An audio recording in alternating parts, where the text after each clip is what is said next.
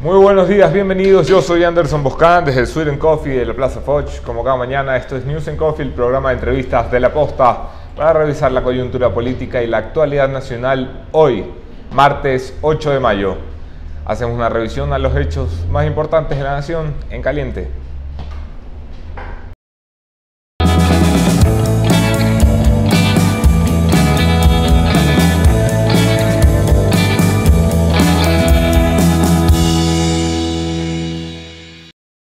En caliente, súper caliente, una crisis de gabinete se aproxima.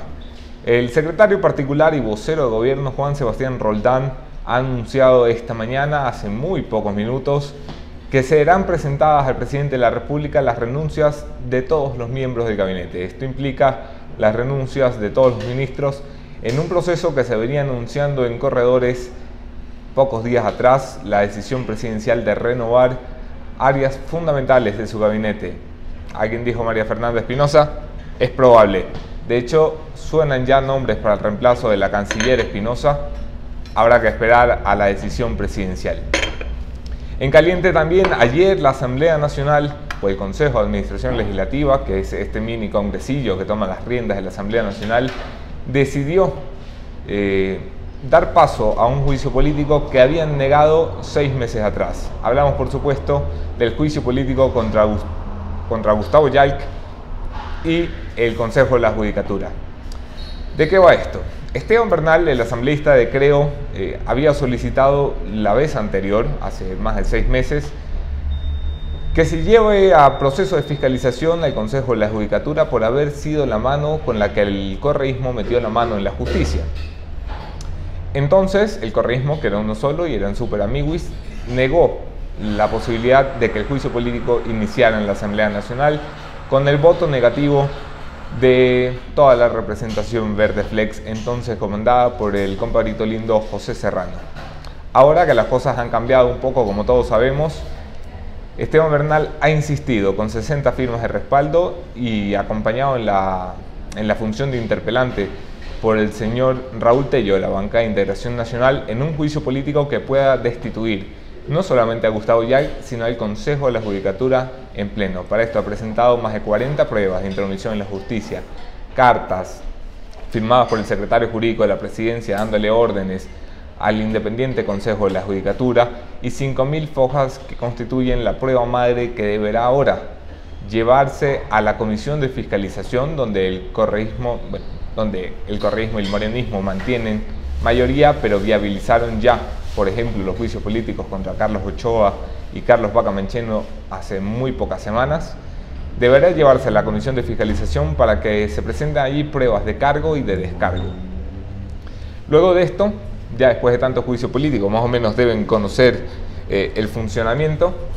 La comisión debe emitir un informe para que en el lapso de 24 horas, de 48 horas, la presidenta de la Asamblea haga conocer este informe a todo el Pleno de la Asamblea Nacional y se instale en máximo 5 días una sesión con la que se vote a favor de la destitución y censura de Gustavo Yalc y la caterva que lo acompaña, como le ha llamado el presidente del Consejo de Participación Ciudadana de Transición, Julio César Trujillo. Se necesitan 69 votos para la destitución de Gustavo Yalc. Finalmente, en caliente también, el Consejo de Participación Ciudadana deja plantadita a la Comisión de Justicia de la Asamblea Nacional presidida por Marcela Guiñaga.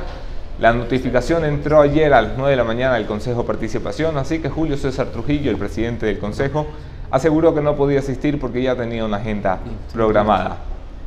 Esto se da en momentos en que las funciones del Consejo son valoradas en un debate público en la Asamblea Nacional, queriendo ver si se están extralimitando más allá de lo que los ecuatorianos votaron para concederle o si el correísmo y el morenismo están intentando frenar a la nueva función popular de este país.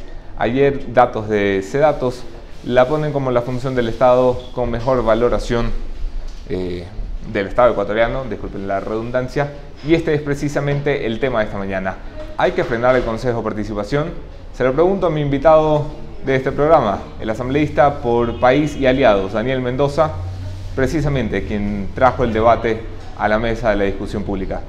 No se lo pierdan la entrevista de esta mañana.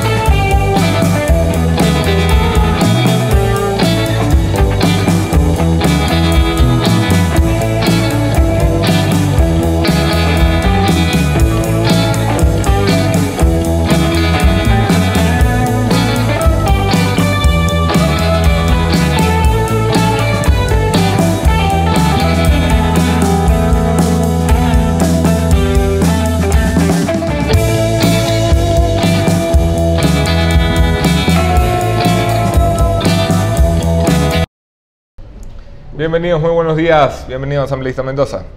Gracias, Anderson, por la invitación. Palabras del presidente de la República.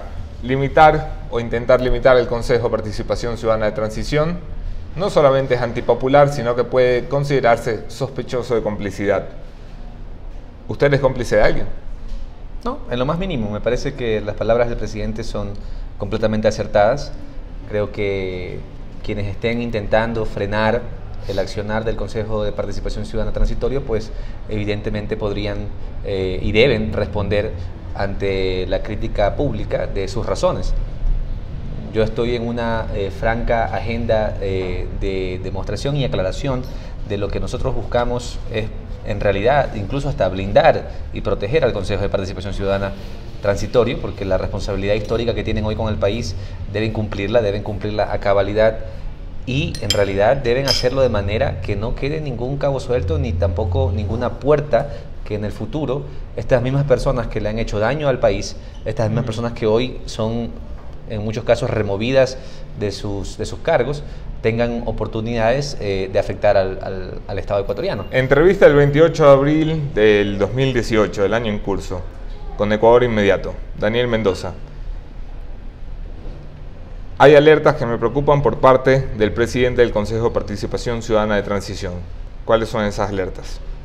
Yo no sé si tú escuchaste una entrevista que el doctor Trujillo, a quien le tengo un gran respeto y considero que él principalmente pues tiene esta responsabilidad histórica con el Ecuador y bueno, su trayectoria pues lo predice, pero él en una entrevista y en otros pronunciamientos públicos hace una explicación de lo que él considera es el mandato como tal, y hace un detalle de que si llega un momento en el que una resolución del Consejo de Participación Ciudadana se contradice la Constitución misma, a la Carta Magna, prevalece ese estatuto, prevalece esa resolución. Y en eso pues hay que tener mucho cuidado en las formas, en cómo planteamos estos temas, y esto es algo que incluso sé que no es, digamos, criticado por el cuerpo colegiado del Ecuador. Yo he conversado con algunos abogados que no necesariamente comparten lo que se ha planteado. Yo creo que es también responsabilidad reconocer que quizás la ruta que se encontró me faltó a mí en este caso un poco más de olfato político, de prever que quizás no era necesariamente la Corte la más idónea para poder hacer una interpretación, pero en todo caso no desdice la necesidad de que se deje claro y que el Consejo actúe exclusivamente en base a el mandato, a sus competencias y a lo que el soberano votó en las urnas. Por lo tanto, cuando tú tienes un pronunciamiento del presidente del Consejo Transitorio diciendo de que una resolución llegará a estar por encima de la Constitución, esas son las formas que hay que cuidar. De ahí que si eso se ha trasladado, porque esto incluso lo he conversado con algunos compañeros asambleístas de diferentes bancadas, de oposición incluso, y claro, a todo el mundo reconoce de que eso no está bien, pero la siguiente pregunta es: ¿cómo eso se ha trasladado a acciones concretas, a resoluciones concretas. Vamos al principio, Daniel, para no perdernos. Todo esto empieza con un comentario que hace usted a la prensa, donde pedía que se aclaren los límites del Consejo de Participación Ciudadana de Transición, palabras textuales. Empieza un poquito antes, te cuento, empezó con la comparecencia. Con la comparecencia de Julio César Trujillo. En la Comisión de Fiscalización, producto de la sustanciación del juicio político al exfiscal Vaca. Quise aprovechar la oportunidad para hacerle dos preguntas con mucho respeto al doctor, en donde le consulté que justificara el término mandato de las resoluciones que ellos expiden como Consejo de Participación Ciudadana, y también que me indicara si él considera que como consejeros gozan de inmunidad parlamentaria o están claros en que están inmersos en el artículo 131 de la Constitución de la República del Ecuador, que es la que habla del control político de parte de la Asamblea Nacional. Son dos preguntas que el presidente del Consejo Transitorio no las respondió, por la razón que fuera. Evidentemente... La razón principal es que las comparecencias que hacen ante la Comisión de Fiscalización son tan desordenadas que no permiten que se respondan las preguntas de los asambleístas. Sueltan 15 preguntas al aire y no les dan oportunidad para que se las respondan todos. Bueno, en todo caso, que no necesariamente es la única razón. A la víspera de la destitución de Carlos Vaca Mancheno, usted elabora un proyecto de resolución para la Asamblea Nacional en la que se solicite a la Corte Constitucional evalúe los límites del Consejo de Participación Ciudadana. No necesariamente que evalúe los límites, porque no tiene la capacidad de evaluar la Corte.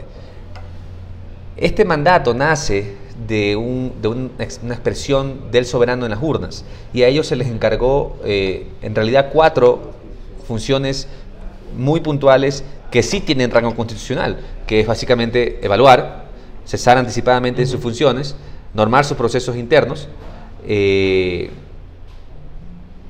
designar a las nuevas autoridades de conformidad a la ley, a la Constitución y a la ley. Eso es lo que dice el anexo, y eso es lo que ellos están llamados a hacer. ¿Qué era lo que quería usted preguntarle a la Corte?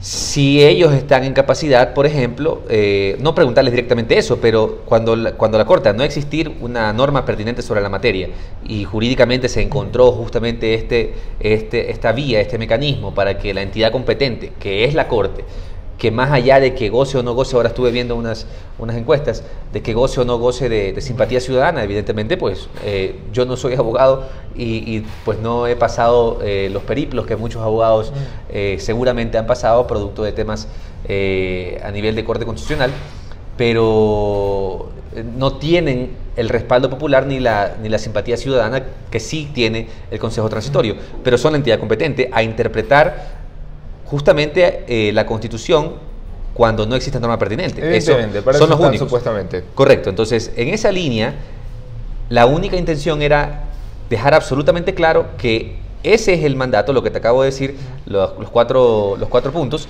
y que la Asamblea Nacional, en este caso, tiene la capacidad de control político sobre el Consejo Transitorio. Pero le quería usted preguntar a la Corte Constitucional si el Consejo estaba actuando dentro de sus límites cuando la Corte Constitucional es uno de los que se va a someter a la guillotina del Consejo de Participación porque los va a evaluar. Bueno, ahí también hay un análisis jurídico que hay que debatir, y por eso yo estoy planteando, he conversado con algunos presidentes de los diferentes colegios de abogados para realizar foros abiertos, porque en este caso yo lo que más voy a buscar es que se transparente absolutamente todo y que las posturas estén claras. Yo lo he dicho y no me voy a cansar de repetirlo, esto no se trata de defender absolutamente a nadie, esto no se trata de mucho menos frenar el trabajo del Consejo de Participación Ciudadana Transitorio. Ellos tienen nuestro respaldo. Nosotros, en lo personal, queremos que el Consejo de Participación Ciudadana haga su trabajo. Pues no se nota, porque cuando se planteó una resolución de apoyo al Consejo de Participación Ciudadana, usted y su bancada no votaron a favor. Bueno, yo no estuve en esa sesión de pleno, pero si hubiera estado, tampoco hubiera estado de acuerdo con el texto de esa resolución. Yo creo que el día de hoy se va a presentar una resolución nueva que deberá tener el respaldo de todos, porque nosotros hemos repetido permanentemente que respaldamos el Consejo de Participación Ciudadana y Control Social Transitorio. Lo que sucede es que si tú lees esa resolución, ese texto como estaba planteado, y de lo que sé, porque no pude asistir, estuve un poco delicado de salud, no vine a la capital, pero le consultaron al asambleísta proponente, al asambleísta Pachala, si estaba en capacidad de modificar esa parte que decía, palabras textuales, supremas normas del régimen de transición. Supremas normas del régimen de transición. Lo cual, nuevamente, caemos en la misma lógica de nosotros como Asamblea Nacional somos los competentes, los responsables de que haya un control cruzado, de que haya este control político, y es mi criterio personal, Anderson, y algún rato te lo comenté a ti. Yo creo que los últimos años ha habido tanto odio, tanta soberbia, tanta prepotencia por el anterior gobierno, que por supuesto que hay muchos ecuatorianos que sienten también el deseo de a lo mejor responder de la misma manera. Pero yo no creo, particularmente como joven, como padre, como hijo, yo no creo que se combata o se corrija el odio con más odio, o que se combate y se corrija el acaparamiento de poderes con más acaparamiento de poderes. Me parece de que el ¿Usted cree que el Consejo está acaparando poderes? Yo creo que el Consejo tiene una responsabilidad histórica y tiene una línea muy fina. No, le pregunto si cree que el Consejo está acaparando todavía poderes. Todavía no, hay la alerta. Hay la alerta porque evidentemente por estos mismos pronunciamientos en donde el presidente del Consejo ha hecho este tipo de declaraciones que hablan de tener la capacidad de incluso irse por encima de la Constitución, preocupa. Pero por eso te digo, y por esa misma razón, yo sí comenté en un chat que tenemos como asambleístas, que esa palabra, solamente esa palabra, no encajaba. Pues. Suprema, ¿cuál es la norma suprema? La Carta Magna. O sea, aparentemente eso tiene rango constitucional y podrían incluso ir por encima de la Constitución. Entonces eso, y según la lectura del presidente. Pero vuelvo y repito, me parece que el trabajo del Consejo Transitorio es tan importante que ellos están llamados a hacerlo, digamos, con despacio y buena letra, porque en el momento en el que ellos dejen abierta una puerta futura para que cualquier persona de estos que están siendo evaluados y que vayan a ser destituidos porque no han cumplido sus funciones, tenga la más mínima posibilidad, a futuro, quizás no ahora, de afectar al país, los riesgos jurídicos y a nivel de económicos para el país son muy altos. Entonces, no es la primera vez que usted se ve inmerso en una polémica alrededor del Consejo de Participación Ciudadana. Muchos creen que usted ha intentado desde el inicio boicotear la gestión de un consejo. ¿Del transitorio? Del transitorio, sí. Le pongo el caso concreto sobre la mesa. 26 de febrero del año en curso, luego de la consulta popular, dijo usted, las autoridades podrán ser evaluadas, pero no destituidas directamente por el Consejo Transitorio. Luego tuvo que retractarse diciendo que eso era un lapsus que había tenido, según recoge Diario El Universo en una nota del 26 de febrero de este año.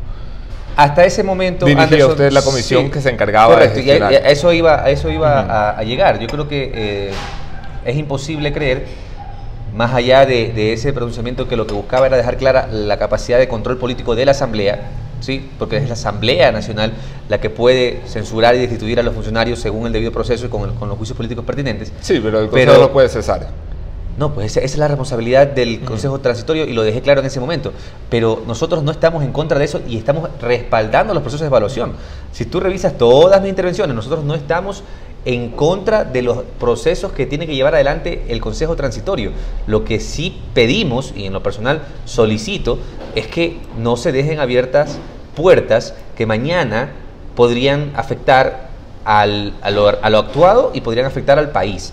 Entonces, solamente es eso, pero en realidad yo reconozco, y Anderson, esto también lo debo decir, por supuesto esta es una postura que es antipopular, que es una postura que no es difícil de explicar, es compleja porque son muchos los bemoles, y vuelvo y te repito, gran parte del Ecuador tiene este ímpetu, este deseo de ir por todas las cabezas. Y yo no creo que esté mal ir por todas las cabezas. Lo que creo es que hay que hacerlo siguiendo el debido proceso, para no dejar... Bueno, pero se está haciendo, ¿no? Sí, hasta ahora sí, pero por ejemplo, te hago un análisis que puede ser muy, digamos, irrelevante esta institución, que no es tan irrelevante, pero es la menos importante de las reformadas. La Fiscalía General del Estado.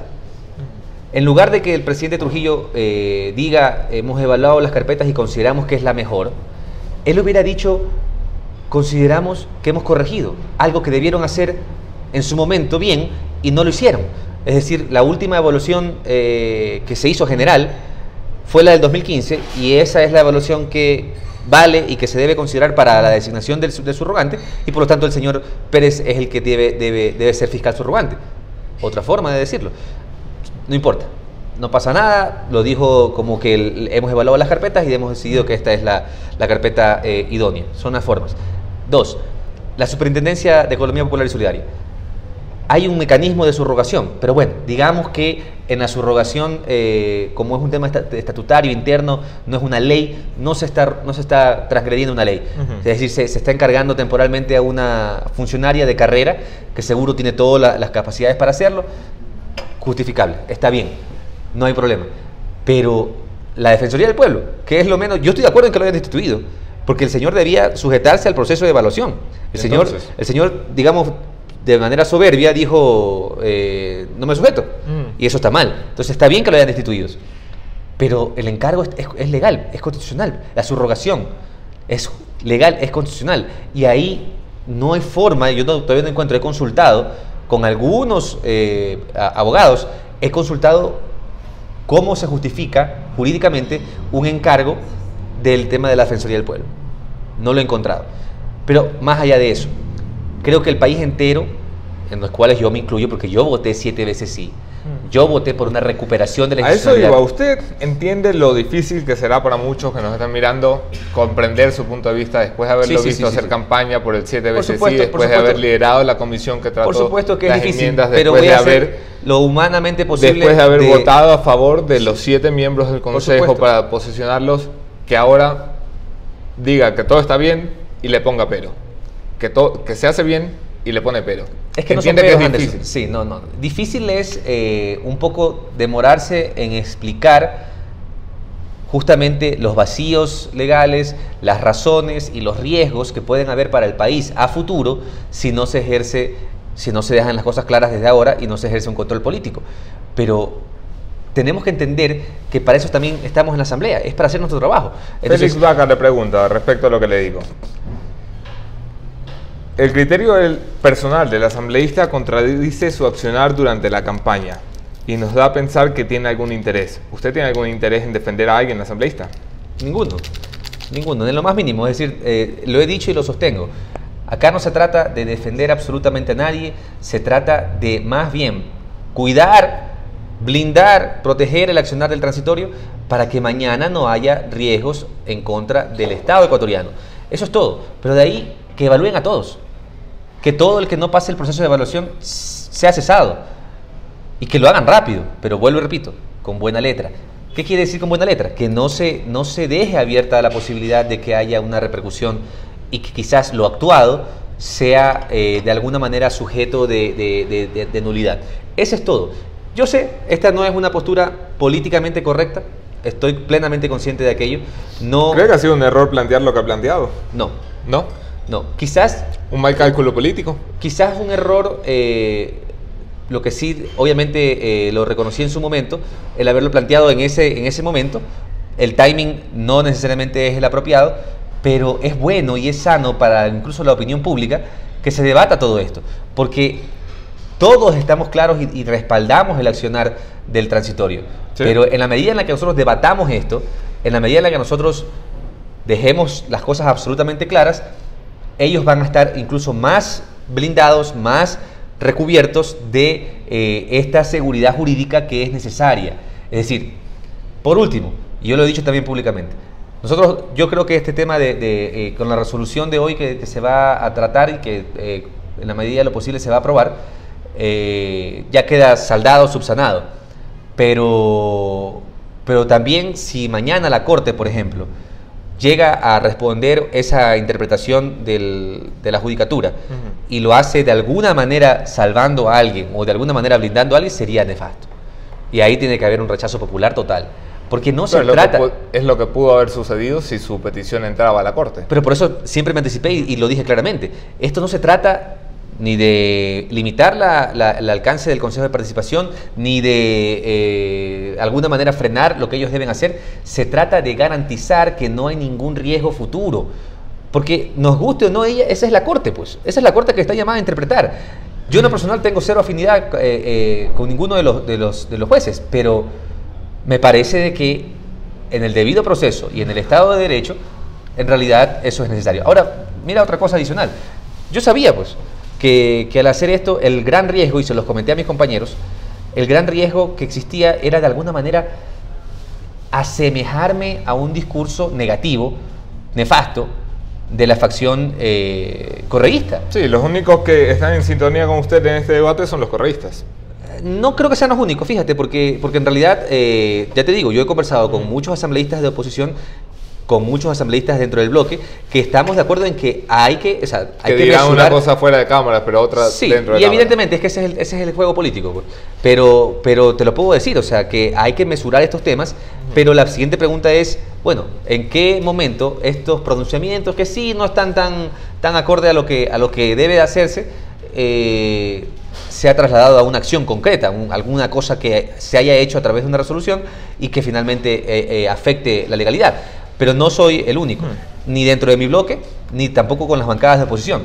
Pero evidentemente esto también dio la oportunidad, y dio la gran oportunidad, para, según lo que yo percibo, de dejar claro que en lo personal yo sí me siento traicionado, yo sí me siento decepcionado, y obviamente fue una oportunidad de dejarlo claro de todo lo que ahora conocemos del gobierno anterior, del correísmo. Porque evidentemente el país fue traicionado y el país no fue... es lo que ahora conocemos, que lo hemos conocido durante años porque la prensa lo ha venido denunciando. Otra cosa es que ahora quisieron conocerlo. No, en lo personal yo sí debo decir que hay muchas cosas que hoy han salido a la luz, información que antes no estaba en la opinión pública, que lo que los medios en su justificada y legítima acción de transparentar y de buscar la verdad, no alcanzaban a llegar a meros argumentos, rumores. Ahora hay pruebas, pues. Ahora hay evidencias, ahora hay sentencias, ahora hay un montón de cosas que en realidad son escalofriantes. Y eso yo creo que justifica que haya este debate. Y si yo tengo que ser el que asuma el costo político de decir esto, porque finalmente lo que estamos buscando es que se blinde el accionar del Consejo Transitorio. Yo en lo personal me mantendré y me mantengo en que el respaldo al Consejo Transitorio es absoluto, es total, y que si alguien se atreve a tratar de frenar, debe responder. Yo estoy respondiendo. Que me inviten a cualquier entrevista, yo seguiré respondiendo. Porque, repito, las razones son las correctas. Las razones son un sentido de responsabilidad con el país. Pero que, sí, el riesgo es que se trate de leer como que es un freno, pero no es un freno. Es más bien respaldarles, blindarles, trabajar conjuntamente para que mañana lo actuado no tenga vicios de nulidad. Entonces eso es básicamente todo. La Asamblea Nacional está por cumplir un año en funciones la próxima semana, lunes 14 de mayo. El Consejo de Participación Ciudadana tiene menos de 2 meses en funciones. La Asamblea Nacional, según una encuesta de Sedato publicada ayer por la tarde, tiene una aceptación paupérrima por debajo del 30%, solo por arriba de la peor valorada institución de este país, que es la Justicia Nacional. El Consejo de Participación, por el contrario, un 60 y pico, tiene más del 60%, solo por debajo de la institución mejor valorada de este país, que son las Fuerzas Armadas. ¿Qué lectura le dice eso? Lo que todos sabemos, que el Consejo Transitorio está haciendo su trabajo. ¿Y la Asamblea no? Y la Asamblea, por su configuración, por toda la coyuntura, tú sabes todo lo que se tuvo que vivir hace unos meses, han sido muchos los retos que esta Asamblea ha tenido que afrontar, y no conozco ni puedo comparar procesos o periodos anteriores, los niveles de evaluación de periodos anteriores, pero creo, si mal no estoy, que estaban muy por debajo de ese 30 y tanto, 37. Sí, hacia el final de la legislatura es normal, pero ustedes empezaron por arriba del 60. Bueno, no puedo comparar, no sé si al inicio de la legislatura pasada los números eran superiores, pero lo que sí sé es que esta Asamblea pues ha pasado por una cantidad de momentos y de batallas internas que han hecho que obviamente se pierda esa legitimidad. Y lo dije yo en su momento, por ejemplo, hasta ahora, Anderson, hasta ahora, con el nuevo momento de la Asamblea, recién ahora empezamos a ver que las cosas están fluyendo. Lo dije yo el día domingo, sí. El nuevo momento de la Asamblea tiene que verse reflejado en acciones, que se dé paso al juicio político en contra de YAL, ya se dio el día de ayer, es un nuevo momento del CAL.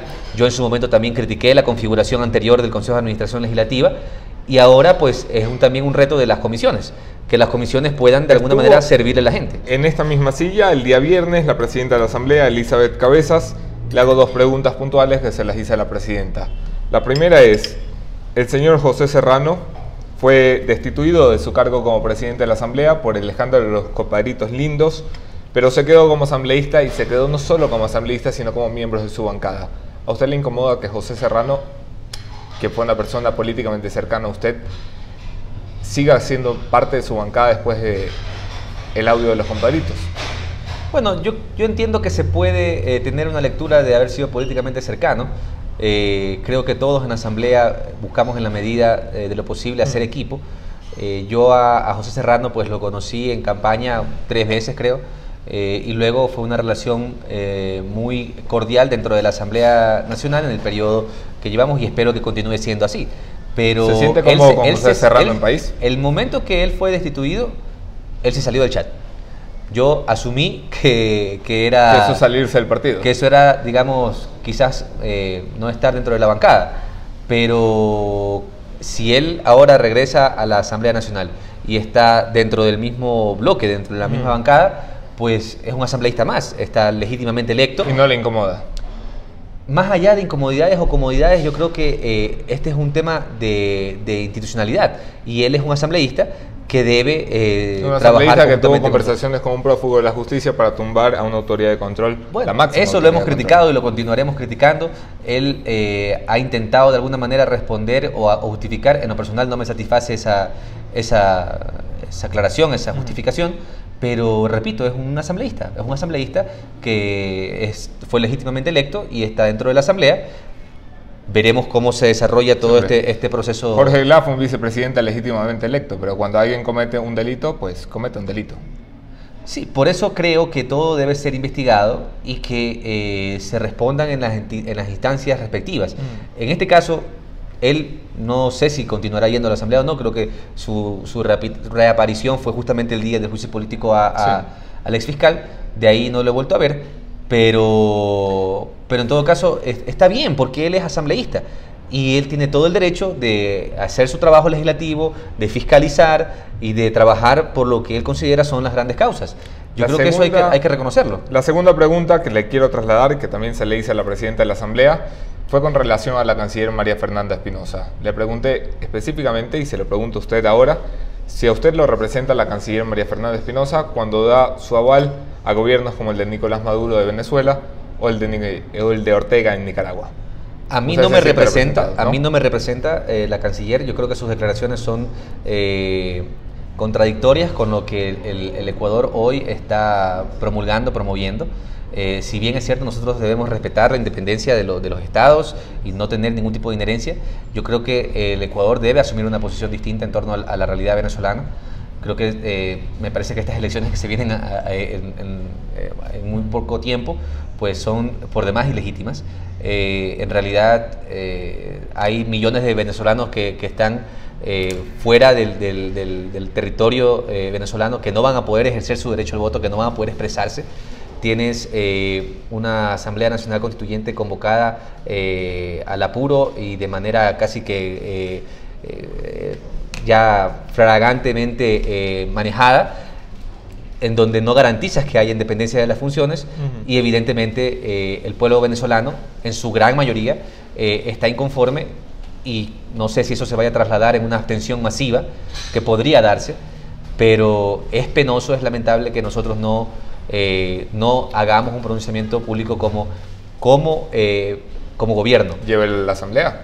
De hecho, estamos trabajando en un proyecto de resolución, vamos a plantearlo, porque yo creo que es necesario y te cuento algo más, es decir, esto no es un tema que lo creo solamente yo, hay muchas preocupaciones, hemos conversado con algunos asambleístas, serias preocupaciones, no es un tema menor, o sea, el país entero y el mundo entero reconoce que la cantidad de venezolanos que han tenido que abandonar el territorio nacional, en realidad en las condiciones en las que lo han hecho, pues por supuesto que no garantizan ningún tipo de democracia en Venezuela y es una crisis ya de carácter humanitario.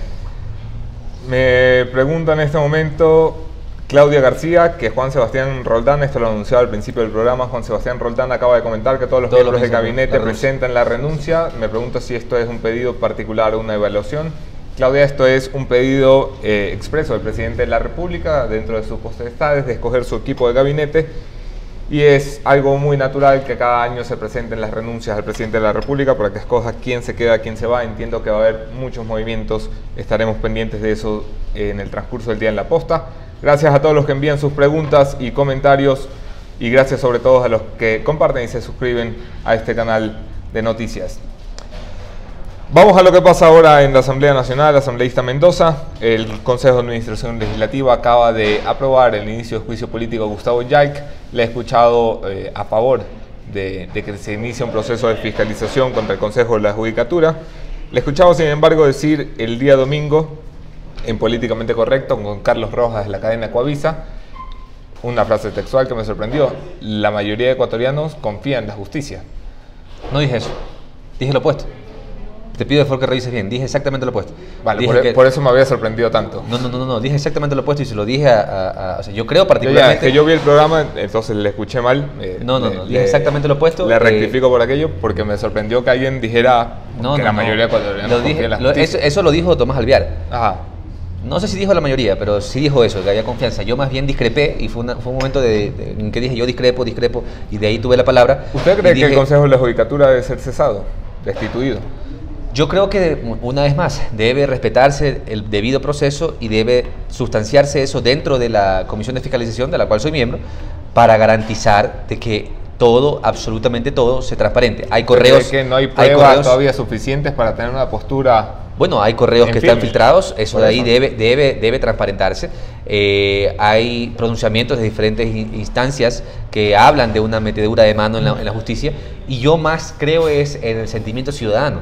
Yo sí considero que en el Ecuador el ciudadano ecuatoriano no confía en una justicia independiente. No confía, cree que, y esa es una de las razones por la que no se puede acelerar mucho más este combate contra la corrupción, porque cuando tú no crees que haya un sistema judicial independiente, muchas veces te guardas las denuncias, porque crees que finalmente ¿para qué hacerlo si no va a haber una sanción, no va a haber una justicia oportuna? Por lo tanto, ese es mi criterio. Eso debe demostrarse y transparentarse en la comisión. Pregunta tonta pero necesaria. Eliminar al Consejo de la Judicatura y permitir independencia en la justicia es pieza clave para recuperar, por ejemplo, los dineros sustraídos de la corrupción, o para garantizar que los corruptos paguen penas, ya no por asociación ilícita con sus amiguitos por 5 años, sino las penas por los delitos graves que han cometido. Yo creo que es necesario, así como fue un paso positivo la censura y destitución del ex fiscal, el llegar a tratar el juicio político dentro de la Comisión de Fiscalización, y si se llega a recomendar un juicio político como tal, que pase eso al Pleno, es absolutamente positivo. Pero, una vez más, respetando justamente ese debido proceso. ¿Cómo se ha respetado en todos los procesos hasta ahora? Hay un grave problema ahí. Yo te pido que, por ejemplo, revises la entrevista de César Ron, creo que fue el día de ayer en Teleamazonas, en donde ya César empieza a plantear una posibilidad de una transitoria. ¿Por qué? Porque ya hay, anticipándonos a lo que pueda pasar, tanto el Consejo de Transición está evaluando a todos, ¿sí? Está evaluando a todos los consejeros y a sus suplentes. Y tengo entendido que el juicio político está planteado a todos, a los consejeros y a sus suplentes. La Constitución determina cómo se conforma el Consejo de la Judicatura. Son cosas que... Presidente y vocales.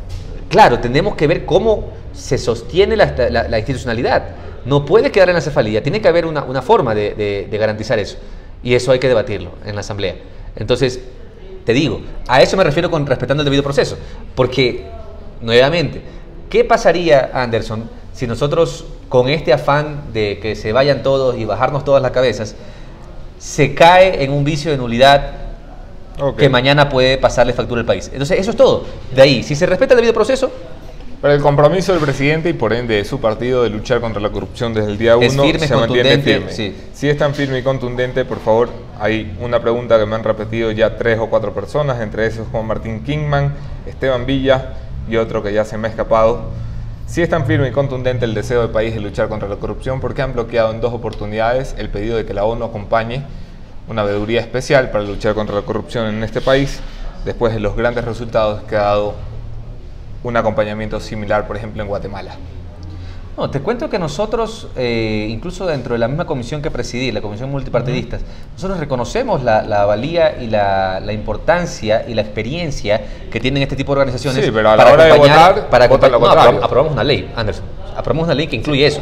O sea, lo que te quiero decir es que, claro, de ahí a tener una resolución, yo particularmente creo que las resoluciones... Sí, esa es parte de la operación parlamentaria, porque finalmente ninguna bancada tiene mayorías y toca trabajar a través de cambios del orden del día, toca hacer exhortaciones, etcétera, etcétera. Pero tiene que haber una independencia de las funciones y tienen que hacer su trabajo.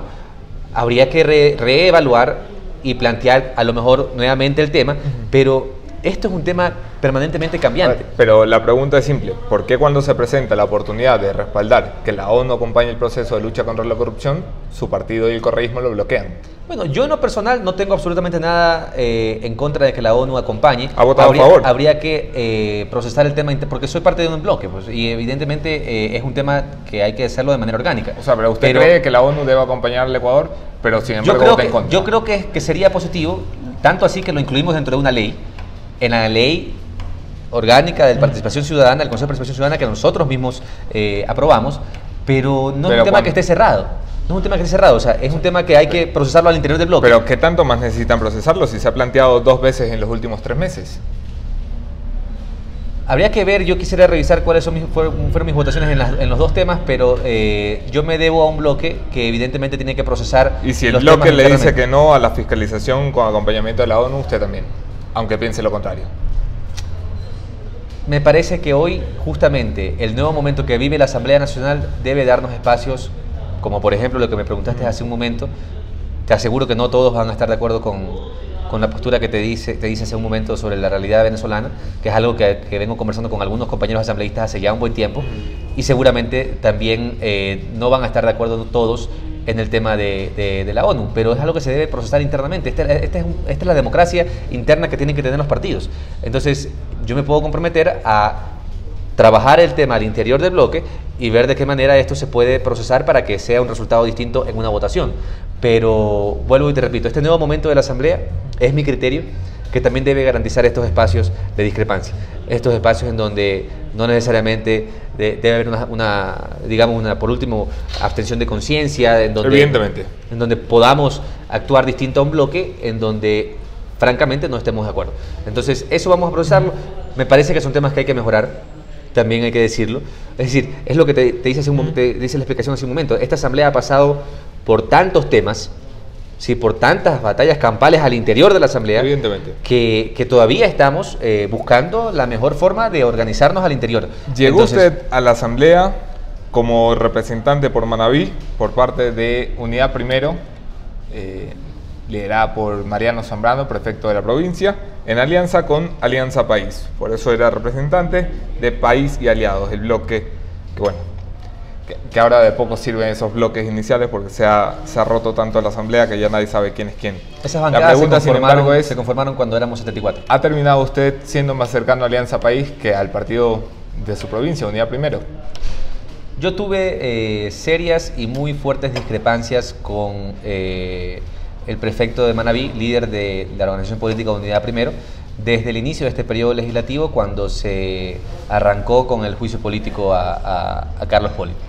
Ese fue un momento de ruptura. ¿Por qué? Bueno, deberá responder él que... No, pero yo le pregunto a usted por usted, no por él. Bueno, yo no quise dejar de hacer lo correcto. Es decir, lo correcto para mí era continuar con un juicio político que a todas luces era necesario para el país y que se conocía parte de la información que hoy ya es más pública y que evidentemente el país entero lo rechaza. Pero yo no quise entrar en una suerte de ser tibio, ni tampoco de dejar de hacer lo que es correcto. Así que fueron decisiones que tuve que tomar y no necesariamente eso me hizo más cercano a Alianza País. Yo tengo una buena relación con Alianza País, con la organización política, y respaldo frontalmente al presidente Lenín Moreno porque creo que está haciendo un buen trabajo. Además, encontró un país con graves problemas y en esos graves problemas pues está buscando las soluciones en las diferentes aristas, a nivel económico, a nivel político, en el combate contra la corrupción. Entonces el respaldo continúa y por eso pues continúo siendo aliado.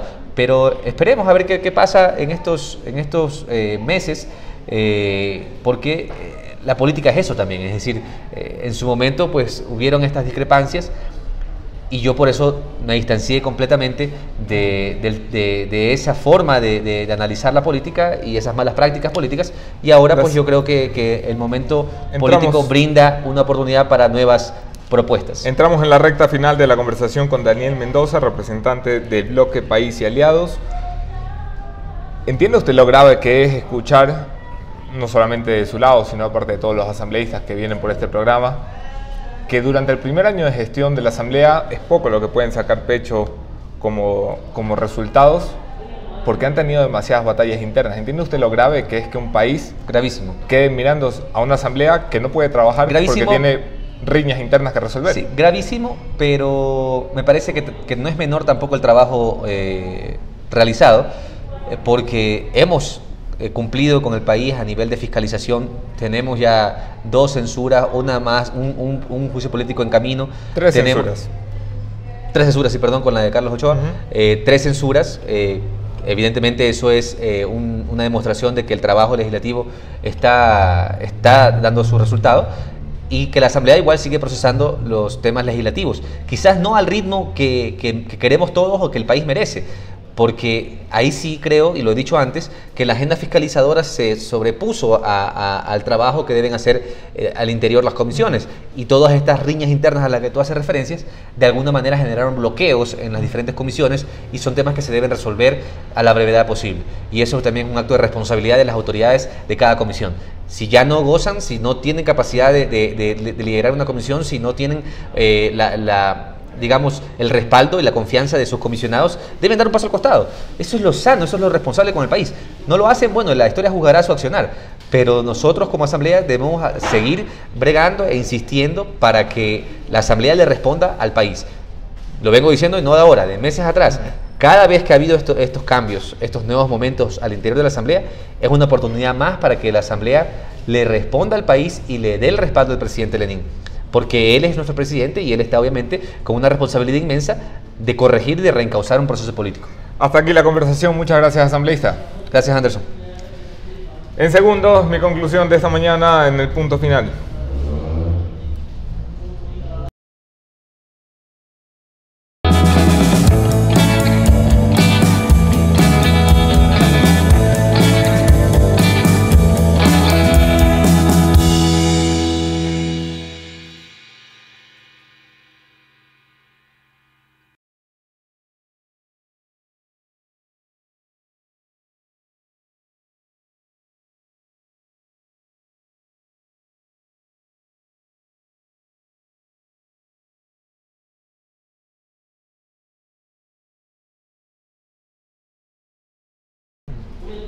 Hay quienes describen el juicio político a Gustavo Yalc y la caterva de consejeros que lo acompaña como una oportunidad. Así se ha referido esta mañana el asambleísta Daniel Mendoza en la entrevista de hoy. Más que una oportunidad, lo considero personalmente una obligación.